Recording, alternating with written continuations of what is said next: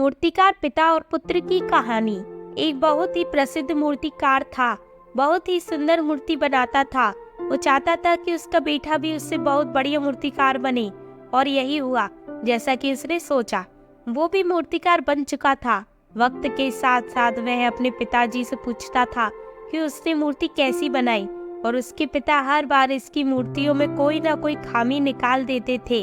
लेकिन वह पिता की बात मानता गया और अच्छी अच्छी मूर्तियां बनाने लगा। एक समय ऐसा आ गया कि अब पुत्र की मूर्तियां पिता की मूर्तियों से ज्यादा सुंदर और अच्छी थी है। लेकिन अब भी उसके पिता उसकी मूर्तियों में कमी निकाल ही देते थे। उसके सब्र का बांध टूट चुका था और उसको अपने आप पर अभिमान था कि वो पिता से बेहतर मूर्तियां बनाता है।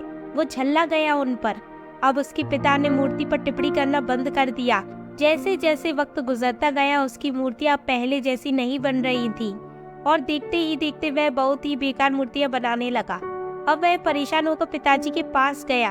पिताजी समझ गए थे कि ये वक्त जरूर आएगा, और वो बोला कि मैं अब पहले से अच्छी मूर्तियां क्यों नहीं बना पा रहा हूँ। उन्होंने उत्तर दिया, क्योंकि तुम अपने काम से संतुष्ट होने लगे हो, इसीलिए। वो समझा नहीं। पिता ने कहा, जब तुम्हें लगता है कि तुम बहुत अच्छी मूर्ति बनाते हो और इससे अच्छी ही बना सकते हो, तो आगे बढ़ने की संभावना काफी कम है। हमेशा वही इंसान सफलता को आगे ले जा पाता है जो वह यह सोचता है कि कैसे मैं और भी ज्यादा अच्छा कर सकता हूँ। तो वो बोला कि आपको पता था कि ऐसा टाइम आएगा, तो फिर आपने मुझे ये बात पहले क्यों नहीं बताई। उन्होंने जवाब दिया कि मेरे साथ भी ऐसा ही हुआ था।